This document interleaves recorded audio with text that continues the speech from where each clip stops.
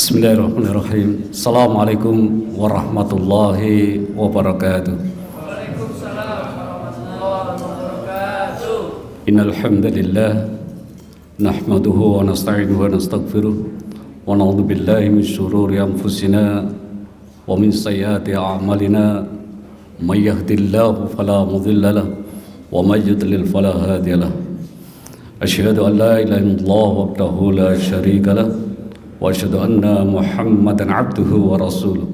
Allahumma salli wa sallim wa barik ala Muhammadin wa ala alihi wa ashabihi wa man tabi'ahum bi ihsan ila yaumiddin, amma ba'd. Wa qala Allah ta'ala fi kitabil karim, a'udzu billahi minasy syaithanir rajim. Wa idza darabtum fil ardi falaysa 'alaikum junahun an taqsuru minas shalah, ila akhir ayat. Dan apabila kamu bepergian di bumi, maka tidaklah berdosa kamu mengqasar salat. Quran surah An-Nisa ayat yang ke-101. Bapak dan adik sekalian dirahmati Allah, insyaallah tema kita pada kali ini adalah tentang fikih safar atau fikih musafir. Ada beberapa penyebab mengapa kita perlu membahas fikih safar ini. Antara lain yang pertama, adanya anjuran dari ayat-ayat Al-Quran agar manusia itu menjelajah di muka bumi. Fasiru fil ardi fanduru kaifa kana aqibatul muqaddibin. Yang kedua, karena safar itu punya keunikan dari sisi hukum, ya, yaitu menjadi salah satu penyebab atau ilat yang meringankan beberapa taklif seperti dalam masalah tohara, sholat, puasa, dan lain sebagainya. Namun Bapak dan adik sekalian, tidak seperti ilat-ilat yang lainnya atau sebab-sebab yang lain. Ternyata safar ini karakternya juga berubah seiring dengan perubahan zaman, ya. Nah, kalau kemarin Buya menerangkan tentang manhaj tarjihnya, ini sekarang prakteknya, Pak, ya, aplikasinya dalam kehidupan kita sehari-hari. Jadi safar, Bapak dan Ibu sekalian, secara bahasa itu berarti menempuh sebuah perjalanan. Allah Subhanahu wa taala telah menetapkan hukum-hukum tentang safar ini serta mengabarkan kepada kita semuanya, kepada hambanya, tentang adab safar di dalam Al-Quran maupun dalam sunnah Rasulullah Muhammad SAW. Dalam tinjauan syariah, safar ini adalah meninggalkan tempat tinggal dengan niat untuk menempuh perjalanan menuju tempat lain dalam rangka menjalankan ketaatan kepada Allah Subhanahu wa taala untuk meraih suatu kemaslahatan dan hal-hal baik lainnya. Jadi safar itu ya meninggalkan dari satu tempat ke tempat yang lain dengan niat karena untuk melakukan ketaatan pada Allah. Safar di masa lalu ini memang merupakan sesuatu yang sangat melelahkan fisik, ya. Ada begitu banyak resiko dan bahaya yang selalu mengintai kita, sehingga Rasulullah SAW menyebutnya sebagai sepenggal daripada azab, ya. Sebagaimana dalam hadis yang diriwayatkan oleh Imam Muslim dan Bukhari, dalam Bukhari hadis nomor 1804 dan dalam kitab Muslim itu hadis nomor 1927, bersumber dari Abu Hurairah radhiyallahu anhu. As-safaru qit'atu minal azab yamna'u ahadakum naumahu wasarabahu fa idza qada ahadukum nahmatahu fala yu'ajjil illa ahlihi. Safar adalah bagian dari azab, siksa. Ketika safar, salah seorang dari kalian akan sulit makan, minum, dan tidur. Jika urusannya telah selesai, bersegeralah kembali kepada keluarganya. Nah, jadi safar pada masa lalu itu memang merupakan suatu yang sangat melelahkan fisik, maka disebut oleh Rasulullah sebagian daripada azab gitu.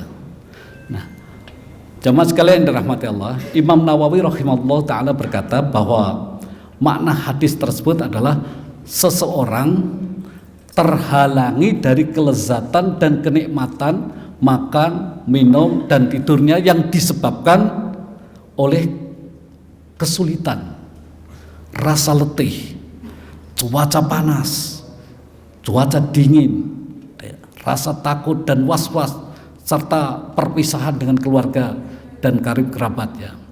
Itu safar di masa lalu.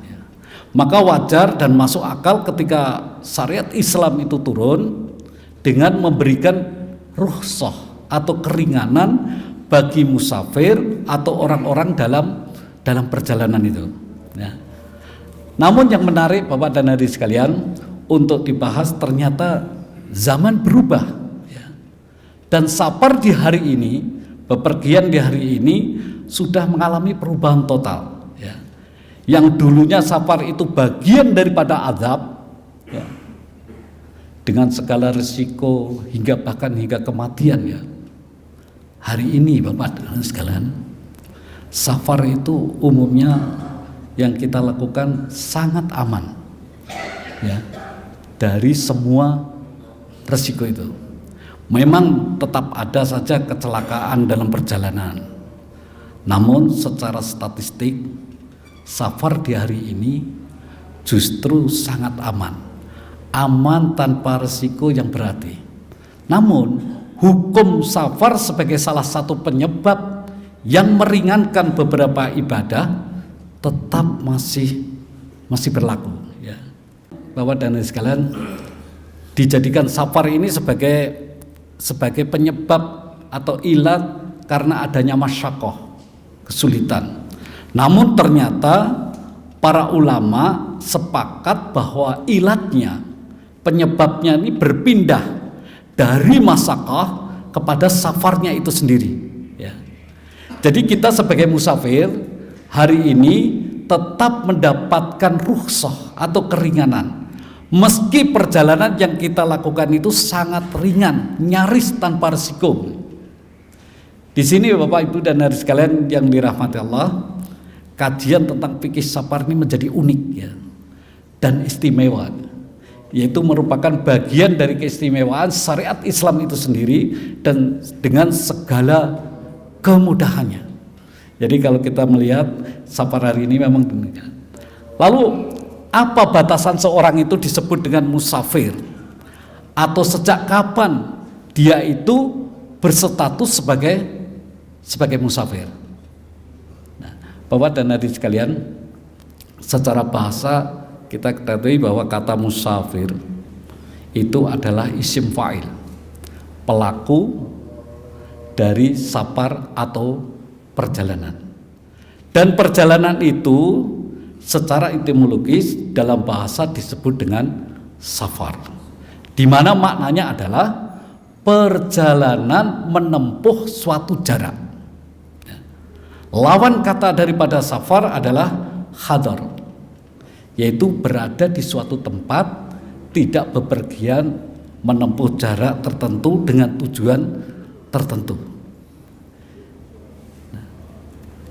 Namun Bapak dan Ibu sekalian, dalam istilah para ulama ahli fikih, yang dimaksud dengan safar ini bukan sekedar seseorang itu pergi dari suatu titik ke titik yang lain.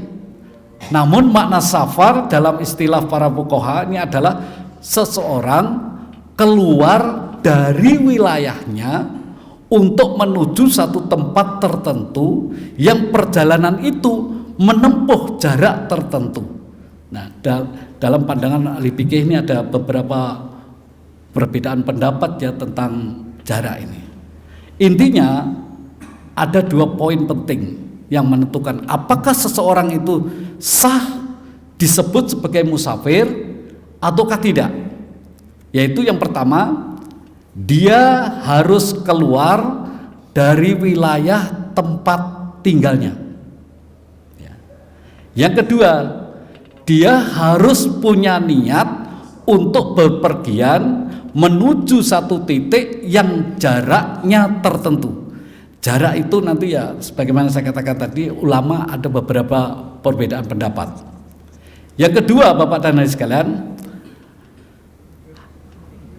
yang harus terpenuhi secara kedua syarat tadi harus terpenuhi secara bersamaan ya. Tidak disebut musafir kalau seseorang itu masih berada di wilayahnya ya, atau di rumahnya. Dia harus keluar dulu dari wilayah tempat tinggalnya. Umpamanya dari Jawa Barat, dari Bekasi keluar ke Gundang Dia sini. Ini sebenarnya sudah punya nih, sudah pergi sebenarnya. Jadi dia harus keluar dulu dari wilayah tempat tinggalnya. Dan selain itu juga harus punya niat untuk berjalan sejauh jarak minimal ya. Kalau hanya keluar dari wilayah tempat tinggalnya tetapi sama sekali tidak berniat untuk melakukan perjalanan sejauh jarak tertentu, itu bukan termasuk safar ya. Bambang keluar dari Depok, tapi nggak punya tujuan tertentu kemana. Itu walaupun keluar dari daerahnya tidak punya niat tujuan. Kalau punya niat tujuan ke Jakarta, ke Gondang Ria dalam rangka mencari nafkah, bekerja, itu bisa juga disebut dengan safar ya. Disebut dengan safar karena ini masalah jarak. Nanti jarak itu ada perbedaan para ulama. Jadi jarak safar yang dibolehkan mendapatkan rukhsah jamak dan qasar, ini para ulama berselisih pendapat mengenai batasan jarak itu, sehingga disebut dengan safar hingga boleh menjamak dan mengqasar sholat. Ada 3 pendapat dalam hal ini. Yang pertama, pendapat dari kalangan Syafi'iyah, Hambali maupun Maliki.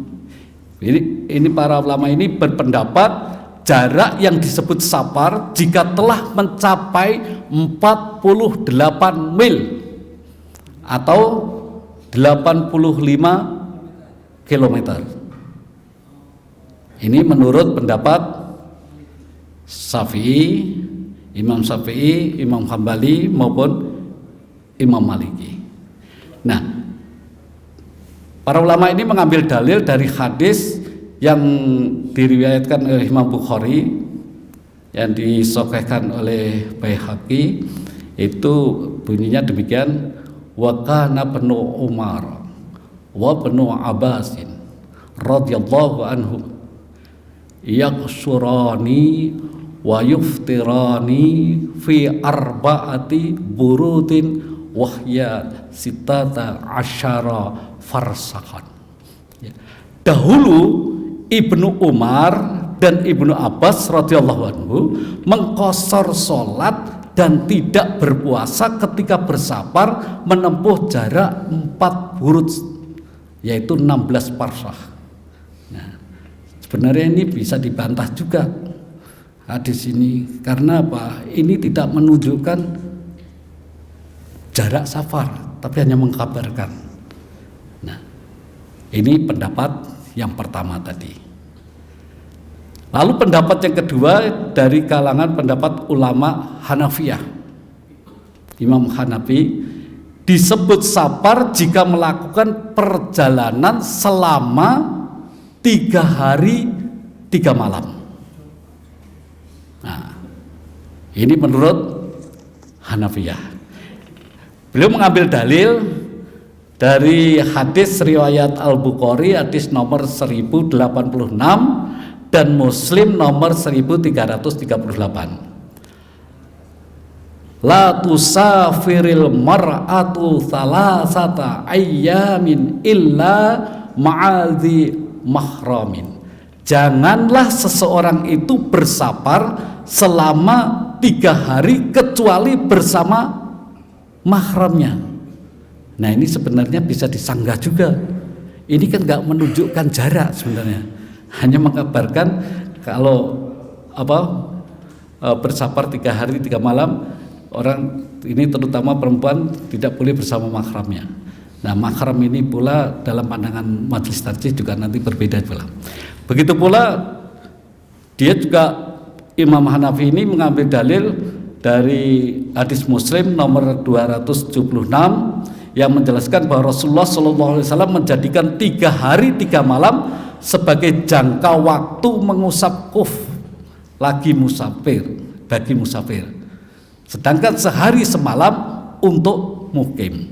Nah, ini hadisnya juga bisa dibantah. Itu kan hadis yang menerangkan berapa lamanya bisa mengusap kuf. Kuf itu kayak sepatu tapi nggak sepatu gitu ya. Kulit itu kalau di ini itu dia kalau sebelum memakai itu berwudu dulu sudah suci. Selama 3 hari dia kalau berwudu tidak perlu dicuci kakinya, tepat diusap saja. Itu selama bagi musafir 3 hari. Nah, kalau untuk mukim itu sehari bisa. Ya, pakai sepatu nggak dilepas seperti tentara yang jaga itu ya. Kalau pakai melepas sepatunya, sepatu itu kan susah sekali dia kalau mau sholat. Nah, kalau sholatnya di masjid begini ya repot juga kalau pakai sepatu, nanti jadi kasus pula gitu kan. Itu dia berwudu tidak usah dicuci, bisa dia lepas sepatunya boleh. Kalau dia dalam keadaan musafir cuma diusap di atas. Selanjutnya Bapak dan Hadirin sekalian, ini pendapat yang ketiga. Pendapat ketiga itu dari Syekhul Islam Ibnu Taimiyah, Ibnu Qayyim dan mazhab Zahiri. Beliau berpendapat tidak ada batasan jarak safar. Nah, ini dalil hadis yang menyebutkan bahwa Nabi SAW pernah menempuh jarak kurang dari yang disebutkan tadi, namun ketika itu beliau sudah mengqashar sholat. Ini contohnya di dalam hadis yang diriwayatkan oleh Imam Muslim nomor 691 dari Yahya bin Yazid al-Hunai. Ia berkata, aku pernah bertanya pada Anas bin Malik mengenai qashar sholat. Anas menyebutnya Rasulullah SAW pernah menempuh jarak 3 mil atau 3 parsah. Sobah ragu akan penyebutan hal ini. Lalu beliau melaksanakan sholat 2 rakaat, qashar sholat. Nah, menurut Ibnu Hajar Asqalani beliau menyatakan wahwa as-soha hadis warada fi bayani zalika wa asraha. Itulah hadis yang paling sahih yang menerangkan masalah jarak safar untuk bisa mengqashar sholat. Itulah hadis yang paling tegas menurut Fathul Bari. Nah, jadi Bapak dan Ibu, dalil lain yang dipakai pendapat ini yang mendukung pendapat ketiga ini adalah hadis dari Anas bin Malik radhiyallahu anhu. Ia berkata, an Anas bin Malik radhiyallahu anhu qala sallu nabiyyu sallallahu alaihi wasallam bil madinati arba'an wa bil dzulhulaifah rakaatain. Ya. Dari Anas bin Malik radhiyallahu anhu ia berkata bahwa Nabi sallallahu alaihi wasallam pernah sholat di Madinah 4 rakaat dan di Dzulhulaifah. Dzulhulaifah itu sekarang itu Bir Ali. Nah, tahu Bang Bir Ali? Oh, belum pernah umroh, nanti kalau sudah dapat umroh tahu Bir Ali di sana. Sholatnya sebanyak 2 rakaat. Ini hadis riwayat Al-Bukhari nomor 1089 dan Muslim nomor 690. Padahal jarak antara Madinah dan Bir Ali ini hanya sekitar 3 mil. 3 mil itu ya kurang lebih 6 kilo. 5,8 lah gitu. Itu Rasulullah sudah mengqashar sholatnya. Dari 4 rakaat menjadi 2 rakaat. Jadi menurut keterangan Ibnu Abbas. Nah, Ibnu Taimiyah menjelaskan bahwa Nabi SAW sendiri tidak memberi batasan untuk jarak safar, tidak juga memberikan batasan waktu ataupun tempat. Berbagai pendapat yang diutarakan dalam masalah ini saling kontradiksi. Ya. Dalil yang menyebutkan adanya batasan tidak bisa dijadikan alasan. Ya. Kenapa? Karena kontradiksi tadi. Nah, maka untuk menentukan batasan disebut safar sangat-sangat sulit. Kenapa? Karena bumi sendiri sulit untuk diukur, ya, dengan ukuran jarak tertentu dalam mayoritas safar. Ya, pergerakan musafir pun, Bapak dan sekalian, berbeda-beda. Ya, hendaklah kita tetap membawa makna mutlak sebagaimana disebutkan oleh syariat. Begitu pula jika syariat itu mengkaitkan dengan sesuatu, kita juga harus menetapkan demikian. Intinya, Bapak dan Ibu sekalian, setiap musafir itu boleh mengqashar sholat. Ya. Boleh juga sholat di atas kendaraan dan juga boleh mengusap kuf tadi. Ini dalam kitab Majmu' Fatawa jilid 24 halaman 12 dan 13 disebutkan. Jadi kesimpulannya Bapak dan Ibu sekalian, pendapat yang lebih kuat dalam masalah ini adalah pendapat ketiga. Dan ini pula yang dipedomaninya oleh Majelis Tarjih dan Tajrid. Selama suatu perjalanan itu disebut safar, baik menempuh jarak dekat maupun jauh, maka boleh mengqashar sholat. Kalau mau disebut safar, maka ia akan berkata, saya akan pergi safar, bukan sekedar saya akan pergi. Ya, jadi ini pergi safar ya niat, bukan sekedar akan pergi, tetapi memang sengaja kita akan melakukan suatu perjalanan. Maka dalam hal ini, berapapun menurut pendapat tarjih, ya, yang pendapat Ibnu Taimiyah dan tarjih juga memedomannya ini, berapapun jaraknya, seperti hadis Nabi tadi, walaupun dari mana Bekasi ya, dari Bekasi, apalagi Bekasi ke Jakarta ini sudah melalui provinsi kan, sudah beda provinsinya. Sebenarnya kalau kita mau memanfaatkan sedekah yang diberikan oleh Allah Subhanahu wa taala berupa rukhsah, itu dibolehkan. Nah, ini apalagi kita semuanya ini kan banyakan dari luar Jakarta kan ke sini. Nah, nanti apa kaitannya juga dengan sholat itu, termasuk bagaimana kalau kita dalam keadaan macet dan lain sebagainya. Bolehkah kita menjamak dan mengqashar sholat kita? Ini persoalan ibu kota. Oleh karena itu, karena waktunya ini sudah hampir 1 jam, kita bahas pada waktu yang selanjutnya. Billahi taufik wal hidayah. Nasrul minallah wa fathu qarib wa basyiril mu'minin. Assalamualaikum warahmatullahi wabarakatuh.